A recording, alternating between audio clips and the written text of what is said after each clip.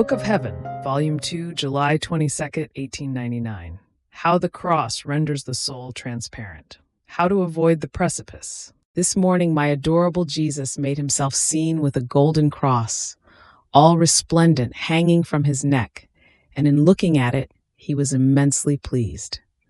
In one instant the confessor was there present, and Jesus said to him, "The sufferings of these past days have increased the splendor of the cross, so much so that in looking at it I take great delight."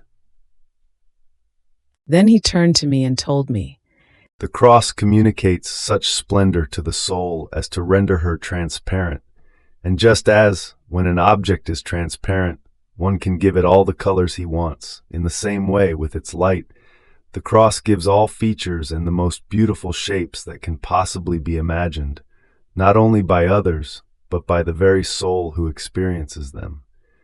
Furthermore, on a transparent object one immediately detects the dust, the little stains, and even a shadow.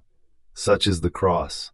Since it renders the soul transparent, it immediately reveals to the soul the little defects, the slightest imperfections, so much so that there is no masterly hand more capable than the cross in keeping the soul prepared to render her a worthy dwelling of the God of heaven."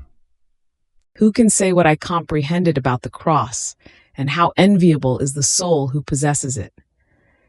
After this he transported me outside of myself, and I found myself at the top of a staircase, extremely high, which had a precipice under it. And what's more, the steps of this staircase were movable and so narrow that one could barely put the tips of his toes on it. What terrified the most was the precipice, and the fact that one could find no support whatsoever, and if one tried to cling to the steps, they would come off. The sight of other people, almost all of them falling, put a shiver in the bones.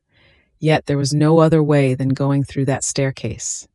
So I tried, but after going up only 2 or 3 steps, seeing the great danger for me of falling into the abyss, I began to call Jesus to come to my aid. Not knowing how, I found Jesus near me, and he told me, "My daughter, what you have seen is the path which all men go through on this earth.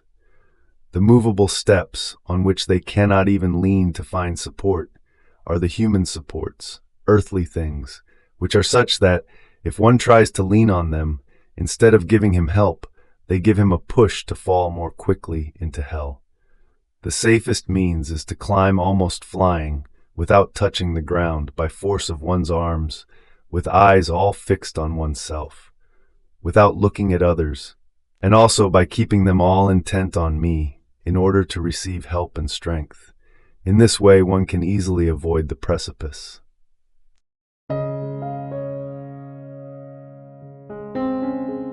Thank you for being a part of our community here at Divine Will app. If you enjoy listening to Jesus' lessons on how to live in the divine will, please give this video a thumbs up. Your likes help us reach more souls yearning to live in the kingdom of the divine will. We'd love to hear your thoughts and reflections, so drop a comment below. Your insights not only enrich our community, but also inspire others on their spiritual journey. And don't forget to subscribe to our channel. By joining us, you're helping to spread the news of the kingdom of the divine will, so that together we can bring his kingdom to reign on earth as it is in heaven. In the divine will, always.